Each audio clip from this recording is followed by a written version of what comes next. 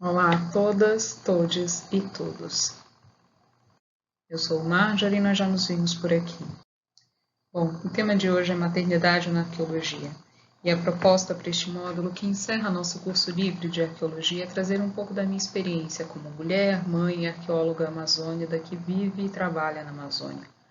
Apesar de minha experiência, ou melhor, apesar de nosso módulo ser centrado na minha própria experiência, ela está imersa do convívio, da escuta e da partilha com outras mães, arqueólogas, mulheres como eu. Mas a iniciativa é sempre a mesma que baseou o curso, de promover uma prática baseada na troca, portanto horizontal, de aprendizagem mútua. Logo, essa proposta está longe de ter um tom mais professoral. Eu gostaria, inclusive, que vocês pausassem o vídeo quando uma ideia vier, para que a gente possa logo, em breve, compartilhar o que surgiu em torno desse tema. Nós dividimos o módulo em mais ou menos 4 partes. O primeiro traz um relato sobre as minhas próprias experiências em torno da maternagem. O segundo fala um pouco sobre os espaços ocupados, portanto, é algo mais abrangente e não apenas individual.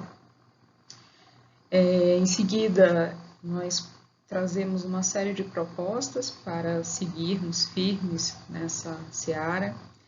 E, finalmente, nós nos perguntamos por que isso importa a todas, todes e todos, mesmo aquelas pessoas que não são mães. Felizmente, hoje em dia, há diferentes obras que trazem o tema da maternidade como seu foco principal. Mas essa realidade ainda não é sentida de forma significativa na arqueologia. Isso ainda é efeito dos estereótipos de gênero que permeiam nossa sociedade, cultura, ensino e política, e que fomentaram e fomentam ainda abordagens sexistas, conservadoras e patriarcais, hoje ainda mais em voga no Brasil. Já se discutiu ao longo desse curso que foi na década de 80 que teorias de gênero e feminismos, no plural, entraram na cena da arqueologia brasileira. E a partir da década de 90, diferente dessas teorias, começaram a embasar nossas discussões teóricas e metodológicas. Mas ainda há um longo caminho a percorrer para que cheguemos a um cenário equitativo. Uma dessas contribuições é falar das dificuldades que atravessam a prática profissional e acadêmica centrada na abordagem do gênero, como a criação dos filhos. Para isso é necessário considerar um primeiro ponto importante. Há muitas formas de maternagem. E esse é o tema desse livro que nós trazemos aqui, escrito a muitos pares de mãos, e que propõe olhar a maternidade por seus diversos vieses a partir de relatos de pessoas que são mães, e aí não apenas mulheres, mas pessoas no plural.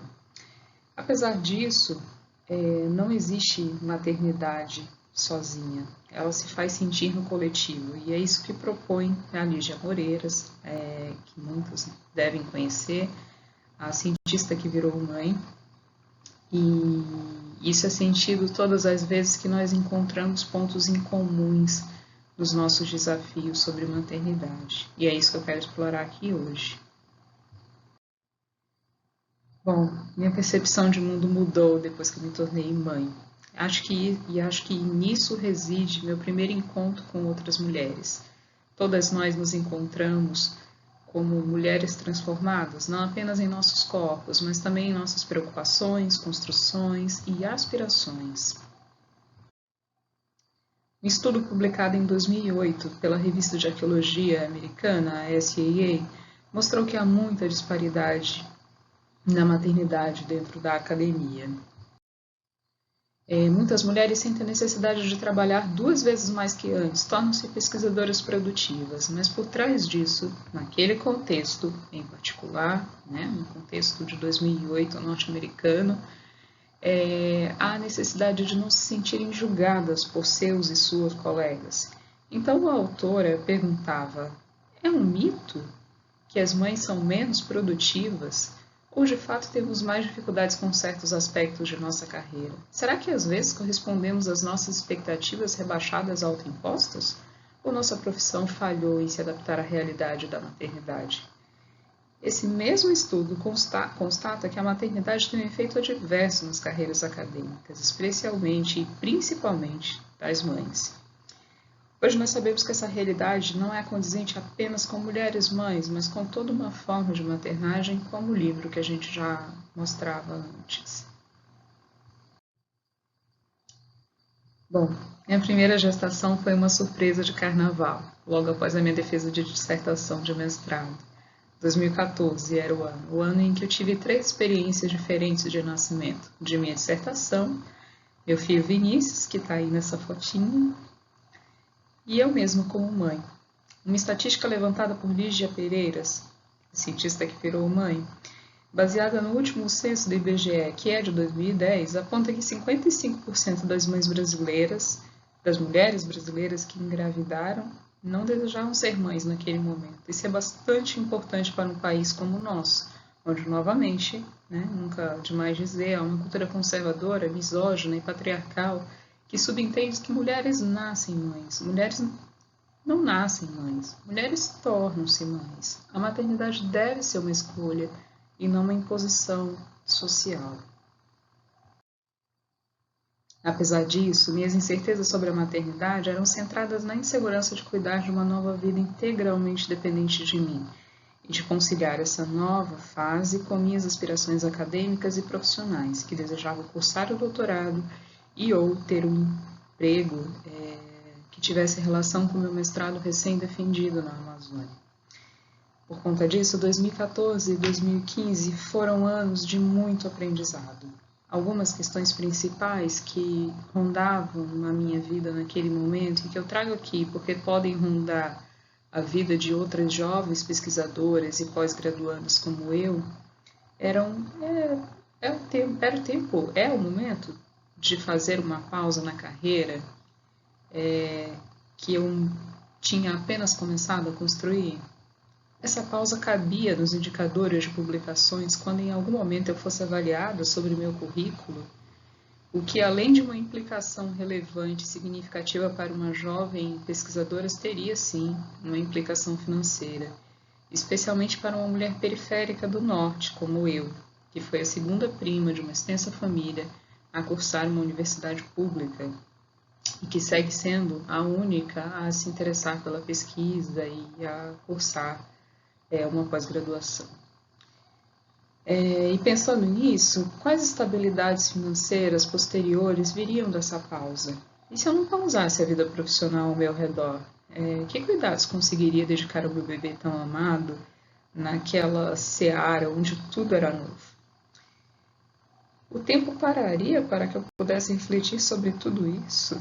Certamente não. E nisso, Caroline Caramano e colegas, eu entre elas, e Loredana Ribeiro e colegas, mostraram que em nosso país, mesmo sendo as mulheres mais numerosas na academia, no quesito arqueologia, e mais qualificadas, elas ainda são menos citadas por seus pares, sejam mulheres ou homens. E ocupam também menos espaços de decisão dentro de seus departamentos e grupos de pesquisas.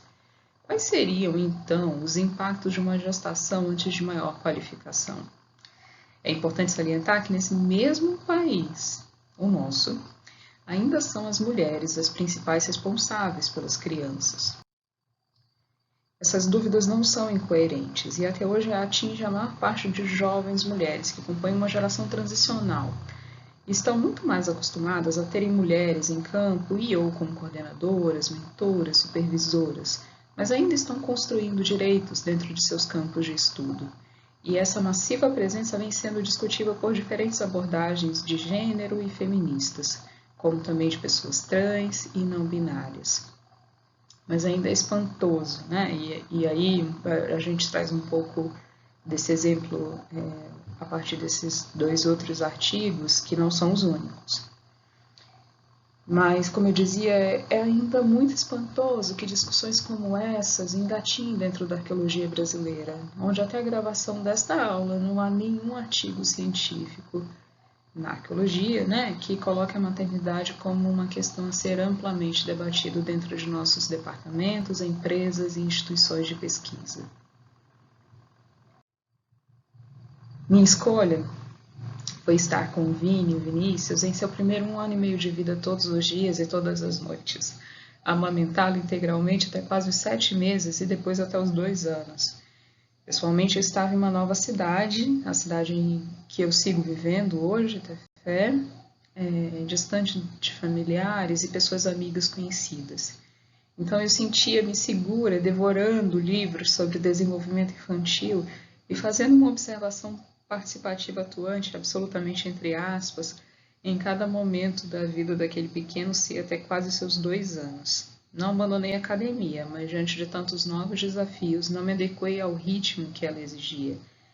Então, mesmo tendo a maternidade sendo para mim uma escolha, me vi longe dos papéis profissionais que gostaria de desempenhar, me vi à margem de decisões profissionais, publicações e projetos sobre os quais eu poderia contribuir. E isso me leva a repetir aqui que nós seguimos tendo aspirações individuais como mulher ou pessoas sendo mães. É uma aparente simplicidade ignorar isso, porque mesmo sabendo disso, é diferente vivenciar isso e sentir que há sim uma invisibilização de mulheres e de nós mesmas depois que nos tornamos mães. Em todas as instâncias e dentro da academia também. Bom, eu entrei no doutorado em 2016 e me deparei com o segundo ponto de encontro com outras mulheres. A dificuldade de adequarmos o tempo da maternidade ao da academia e o da academia à maternidade. Naquele momento, o Vini estava com quase 2 anos e escolhi ficar na cidade mais próxima do campus da USP, instituição na qual eu faço doutorado, onde tínhamos família e isso pudesse se constituir como uma rede de apoio. Mesmo sendo cidades próximas, a gente estava em Sorocaba, eu passava entre 3 e 5 horas me deslocando todos os dias na aula da pós. Isso somado às minhas atividades na pós-graduação me deixava com um final de semana com meu filho. E embora cansativo, ainda é um local de privilégio poder contar com a rede de apoio familiar que me cobria, deixando e buscando meu filho na escola e cuidando dele integralmente e ter os finais de semana com ele. Muitas mulheres, mães, especialmente periféricas, nas grandes cidades ainda mais, não têm a mesma oportunidade, porque elas são mães solo. Isto é, elas são as únicas pessoas com quem podem contar na vida de seus filhos e filhas. E aqui a gente precisa repetir o que a Lígia Pereira já aponta. Há uma diferença entre mães solos e mães solteiras, eles não são sinônimos. E como ela mesmo fala, isso resulta em mulheres exaustas, negligenciadas, sem ânimo, questionando sua própria capacidade de ser mãe e, em nosso caso, ser pesquisadora, como também sem a capacidade criativa suficiente para publicarem a seu nível de reflexão, ou que aos poucos são deixadas de lado por suas áreas de pesquisa, por nunca terem tempo para estarem presentes e ativamente produzindo. Isso é visto na vivência de diferentes mães, que não têm rede de apoio com a qual possa contar, como também é sentida por mães solos. A partir de meados do doutorado, pude vivenciar a maternidade de perto novamente. Em 2019, nasceu minha filha Joana, agora com 2 anos, enquanto eu encaminhava as pesquisas de laboratório para a finalização de minha pesquisa de doutorado. Com familiares distantes e contando com a rede de apoio, como rede de apoio às amizades que construí fora de minha cidade natal, eu a levei aos laboratórios da instituição onde desenvolvo minha pesquisa todos os dias. Isso só foi possível porque eu assim desejei, eu expressei a vontade de acompanhar de perto o crescimento dela e da criança que já existia também, o Vinícius, e porque eu tive um ambiente livre e colegas que me apoiaram nessa decisão.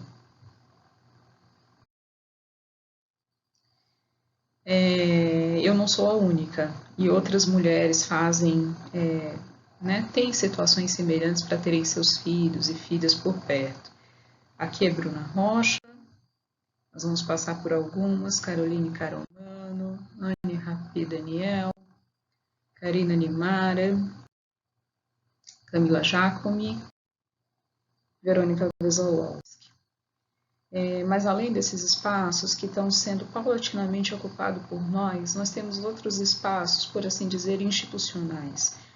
Exemplo disso são a licença maternidade na pós-graduação, aprovada desde 2010, que estende por até 4 meses, com pagamento de bolsas pela CAPES, e se o parto ocorrer dentro do período de vigência da bolsa. Outra questão é que a partir de abril de 2021, então deste ano, mães pesquisadoras podem registrar seu período de licença maternidade na plataforma Lattes, a mais conhecida plataforma do CNPq, nosso maior repositório de pesquisa. Isso quer dizer que serão levados em conta o momento em que você esteve fora cuidando da sua criança. Outra questão são as iniciativas institucionais que buscam fomentar o trabalho e a relevância da pesquisa de mães pesquisadoras. E aqui eu vou citar a iniciativa do Programa de Aperfeiçoamento de Ensino, Mães Pesquisadoras da USP, que também me beneficiou nesse último semestre. Além disso, a Sociedade de Arqueologia Brasileira, a partir de 2015, por iniciativa de diferentes mães e pais, vem tendo o evento que é conhecido como Sabinha, um lugar onde nossos filhos e filhas podem ficar, serem atendidos e serem olhados com respeito e cuidado enquanto nós estamos em congressos. É claro que isso não é uma opção válida para um momento tão virtual como o atual. Finalmente, nós chegamos a um momento mais propositivo deste módulo.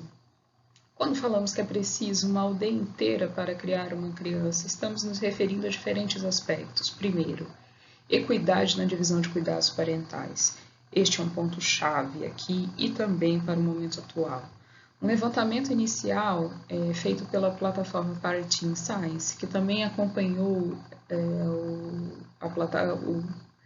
a entrada das licenças maternidades na plataforma Lattes, mostrou que durante a pandemia da Covid-19 que nós seguimos vivendo, com dados coletados durante abril e maio de 2020, a produção de conhecimento foi sentida em diferentes lugares dessa cadeia, mas o lado mais afetado, especialmente no quesito submissão de artigos, é o de mulheres negras, com ou sem filhos, seguido pelo de mulheres brancas, com filhos de 0 a 12 anos de idade.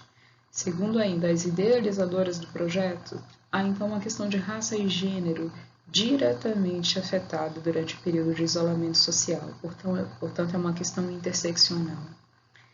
Segundo, rede de apoios a mães, e mesmo que elas sejam amparadas por pessoas próximas, familiares ou amigas, também é dever do Estado subsidiar ações ligadas ao desenvolvimento infantil de qualidade, como a assistência a creches públicas.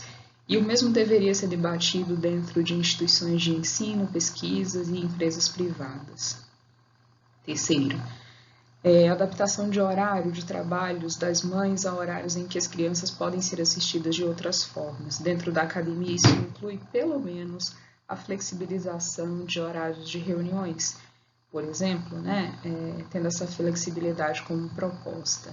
Quarto, editais que contemplem o tempo de licença maternidade, que já parece ser uma realidade tanto para mulheres CLT como acadêmicas.